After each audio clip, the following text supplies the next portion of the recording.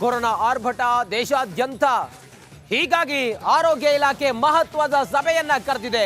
ಇನ್ನೇನು ಕೆಲವೇ ಹೊತ್ತಿನಲ್ಲೇ ಈ ಸಭೆಯಲ್ಲಿ ನಮ್ಮ ರಾಜ್ಯದ ಆರೋಗ್ಯ ಮಂತ್ರಿಗಳು ಕೂಡ ಭಾಗಿಯಾಗ್ತಾರೆ. ಆ ಮೂಲಕ ಕೊರೋನಾ ಆರ್ಭಟ ಈ ಕುರಿತಾಗಿ ಏನೇನು ಸಲಹೆ ಸೂಚನೆಗಳು ಮತ್ತೆ ನಿಯಮಾವಳಿಗಳೇನು ಇದೆಲ್ಲದರ ಕುರಿತಾಗಿ ಒಂದು ಹಂತಕ್ಕೆ ಇವತ್ತು ಕೇಂದ್ರದ ಈ ಒಂದು ಮೀಟಿಂಗ್ ಏನಿದೆಯಲ್ಲ, ಈ ಕೋವಿಡ್ ಮೀಟಿಂಗ್, ಮೇಜರ್ ಮೀಟಿಂಗ್, ಇದರಲ್ಲಿ ಒಂದು ಫೈನಲ್ ಆಗುವಂತ ಸಾಧ್ಯತೆ ಇದೆ.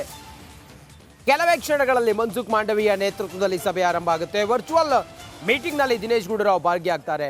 ಸಭೆಯಲ್ಲಿ ಎಲ್ಲ ರಾಜ್ಯಗಳ ಆರೋಗ್ಯ ಸಚಿವರು ಕೂಡ ಭಾಗಿಯಾಗ್ತಾರೆ. ಡಿಸೆಂಬರ್ 8ರಂದು ಕೇರಳ ಮೂಲದ ವೃದ್ಧೆಯಲ್ಲಿ JN1 ವೈರಸ್ ಪತ್ತೆಯಾಗಿತ್ತು. ಅದಾದ ನಂತರ ಈ ವೈರಸ್ ಎಲ್ಲ ಕಡೆಗಳಲ್ಲೂ ಕೂಡ ಹರಡಿತ್ತು. ಕೇರಳದಲ್ಲಿ ಕೇಸ್ಗಳು ದಿನದಿಂದ ದಿನಕ್ಕೆ ಜಾಸ್ತಿ ಆಗ್ತಾ ಇದೆ. ಹಾಗಾಗಿ ಇದನ್ನು ಕಂಟ್ರೋಲ್ ಮಾಡೋ ಸಲುವಾಗಿ ಮತ್ತೆ ಬೇರೆ ರಾಜ್ಯಗಳಿಗೆ ಹರಡದ ಸಲುವಾಗಿ ಕೇಂದ್ರ ಆರೋಗ್ಯ ಇಲಾಖೆ ಈಗ ಗೈಡ್ಲೈನ್ಸ್ ಅನ್ನು ಹೊರಡಿಸುವ ಸಾಧ್ಯತೆ ಇದೆ. ಸದ್ಯಕ್ಕೆ ಕೇಂದ್ರದ ಆರೋಗ್ಯ ಮಂತ್ರಿಗಳು ಮನ್ಸುಖ್ ಮಾಂಡವೀಯ ಮೀಟಿಂಗ್ ಕರೆದಿದ್ದಾರೆ ಎಲ್ಲ ಆರೋಗ್ಯ ಸಚಿವರ ಜೊತೆಯಲ್ಲಿ. ಸದ್ಯಕ್ಕೆ ಈ ಮೀಟಿಂಗ್ ಇನ್ನೇನು ಕೆಲವೇ ಹೊತ್ತಿನಲ್ಲಿ ಆರಂಭ ಆಗುತ್ತೆ. ಒಂದು ಹಂತಕ್ಕೆ ಈ ಕೋವಿಡ್ ಪಸರಿಸ್ತಾ ಇರೋದ್ರ ಬಗ್ಗೆ ಅಥವಾ ಇದು ಹಬ್ಬುತ್ತಿರೋದ್ರ ಬಗ್ಗೆ ಏನು ಮಾಡಬಹುದು, ಮುನ್ನೆಚ್ಚರಿಕಾ ಕ್ರಮಗಳೇನು, ಏನಾದರೂ ನಿಯಮಾವಳಿಗಳನ್ನು, ಗೈಡ್ಲೈನ್ಸ್ಗಳನ್ನು ಜಾರಿಗೊಳಿಸ್ತಲ್ಲ ಜರೂರಾಗಿ ಇದೆಲ್ಲದರ ಕುರಿತಾಗಿಯೂ ಕೂಡ ಈ ಮೀಟಿಂಗ್ನಲ್ಲಿ ಒಂದು ಕ್ಲಾರಿಟಿ ಸಿಗುತ್ತೆ.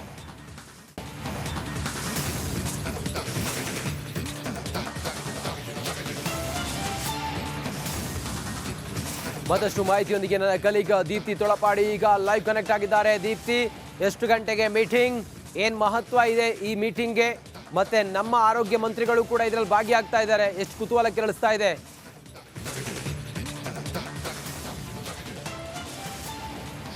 ರಂಜಿತ್, ಇನ್ನೇನು ಕೆಲವೇ ಹೊತ್ತಿನಲ್ಲಿ ಕೇಂದ್ರ ಆರೋಗ್ಯ ಸಚಿವ ಮನ್ಸುಖ್ ಮಾಂಡವೀಯ ಅವರ ನೇತೃತ್ವದಲ್ಲಿ ಮಹತ್ವದ ಸಭೆ ನಡೀಲಿಕ್ಕಿದೆ. ವಿಕಾಸಸೌಧದಲ್ಲಿ ಈ ಒಂದು ಸಭೆಯಲ್ಲಿ ವರ್ಚುವಲ್ ಮೀಟಿಂಗ್ನಲ್ಲಿ ಆರೋಗ್ಯ ಸಚಿವ ದಿನೇಶ್ ಗುಂಡೂರಾವ್ ಅವರು ಕೂಡ ಭಾಗಿಯಾಗ್ತಾ ಇದ್ದಾರೆ. ನಾನೀಗ ಅದೇ ಸ್ಪಾಟ್ನಲ್ಲಿದ್ದೀನಿ.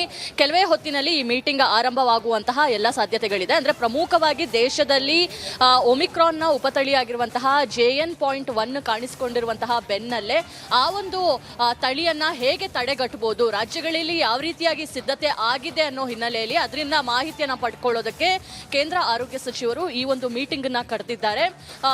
ಆರೋಗ್ಯ ಸಚಿವ ಅಂದ್ರೆ ನಮ್ಮ ಆರೋಗ್ಯ ಸಚಿವ ದಿನೇಶ್ ಗುಂಡೂರಾವ್ ಅವರು ನಿನ್ನೆ ಒಂದು ಸಭೆಯನ್ನ ಮಾಡಿ ರಾಜ್ಯದಲ್ಲಿ ಯಾವ ರೀತಿಯಾಗಿ ಸಿದ್ಧತೆಗಳನ್ನ ಮಾಡಲಾಗಿದೆ ಅನ್ನೋ ಒಂದು ಮಾಹಿತಿಯನ್ನ ಆರೋಗ್ಯ ಇಲಾಖೆ ಆಯುಕ್ತರಿಂದನೂ ಕೂಡ ಈಗಾಗಲೇ ಪಡ್ಕೊಂಡಿರುವಂತದ್ದು. ಇನ್ನು ಕೇಂದ್ರ ಆರೋಗ್ಯ ಸಚಿವಾಲಯದಿಂದ ಮಾರ್ಗಸೂಚಿಯನ್ನ ಬಿಡುಗಡೆ ಮಾಡಲಾಗಿದೆ. ರಾಜ್ಯದಲ್ಲೂ ಕೂಡ ಮಾರ್ಗಸೂಚಿಯನ್ನ ಬಿಡುಗಡೆ ಮಾಡಲಾಗಿದೆ. ಅಂದ್ರೆ ಪ್ರಮುಖವಾಗಿ 60 ವರ್ಷ ಮೇಲ್ಪಟ್ಟಂತಹ ಹಿರಿಯರು ತುಂಬಾ ಜಾಗರೂಕತೆಯಿಂದ ಇರಬೇಕು. ಬಾಣಂತಿಯರು, ಗರ್ಭಿಣಿಯರು ಕೂಡ ಈ ಹೊತ್ತಿನಲ್ಲಿ ತುಂಬಾ ಕೇರ್ಫುಲ್ ಆಗಿರಬೇಕು.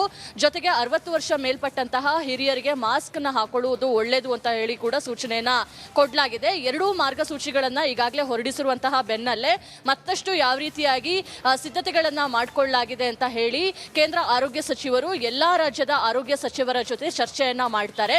ಅಂದ್ರೆ ಈಗ ಮುಂದಿನ ಅಲೆಯನ್ನ ತಡೆಗಟ್ಟುವಂತಹ ನಿಟ್ಟಿನಲ್ಲಿ ಈ ಒಂದು ಸಭೆ ತುಂಬಾ ಮಹತ್ವವನ್ನ ಪಡೆದಿದೆ. ಕೆಲವೇ ಹೊತ್ತಿನಲ್ಲಿ ಮೀಟಿಂಗ್ ಕೂಡ ಆರಂಭ ಆಗ್ಲಿಕ್ಕಿದೆ. ರಂಜಿತ್, ದೀಪ್ತಿ, ಈಗ ಒಂದು ವಿಚಾರ ಅಂತ ಹೇಳಿದ್ರೆ, ರಾಜ್ಯದಲ್ಲಿ ಏನೇನು ಗೈಡ್ಲೈನ್ಸು ಅದೆಲ್ಲವೂ ಕೂಡ ಈ ಮೀಟಿಂಗ್ ಆದ ನಂತರ ಜಾರಿ ಆಗುತ್ತಾ? ಕೇಂದ್ರ ಏನು ಸೂಚನೆ ಕೊಡುತ್ತೆ ಅದನ್ನು ಫಾಲೋ ಮಾಡೋದಕ್ಕೆ ಆರೋಗ್ಯ ಸಚಿವರು ಮುಂದಾಗ್ಬೋದಾ, ಹೇಗೆ ಅಂತ?